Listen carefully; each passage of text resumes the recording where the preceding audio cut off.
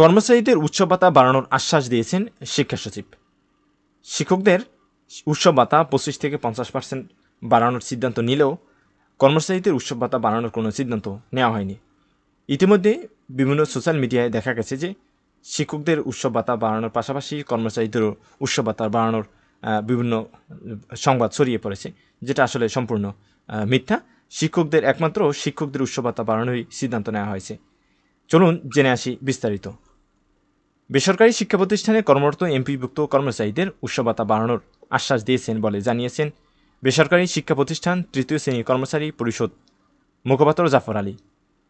জাফর আলী বলেন, শিক্ষকদের উৎসব ভাতা বৃদ্ধি পেলেও কর্মচারীদের ভাতা বাড়ানোর কোনো প্রস্তাব অর্থ মন্ত্রণালয়ে পাঠানো হয়নি। বিষয়টি নিয়ে আমরা শিক্ষা মন্ত্রণালয়ের মাধ্যমিক ও উচ্চশিক্ষা বিভাগের সিনিয়র সচিবের সঙ্গে দেখা করেছি। তিনি কর্মচারীদের উৎসব ভাতা বৃদ্ধির আশ্বাস দিয়েছেন। বেসরকারি শিক্ষা প্রতিষ্ঠান তৃতীয় শ্রেণীর কর্মচারী পরিষদের মুখপাত্র জানান, কর্মচারীদের বেতন কম, সেজন্য 2004 সালে তৎকালীন সরকার কর্মচারীদের উৎসব ভাতা 50% করেছিলেন।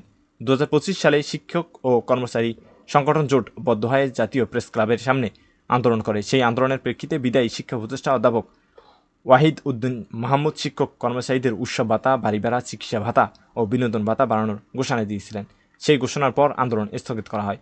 অর্থাৎ বর্তমানে যে সিদ্ধান্ত নেওয়া হয়েছে শিক্ষকদের উৎসব ভাতা বৃদ্ধির ব্যাপারে, সেখানে কিন্তু কর্মচারীদের উৎসব ভাতা কোনোভাবেই বাড়ানোর সিদ্ধান্ত নেওয়া হয়নি।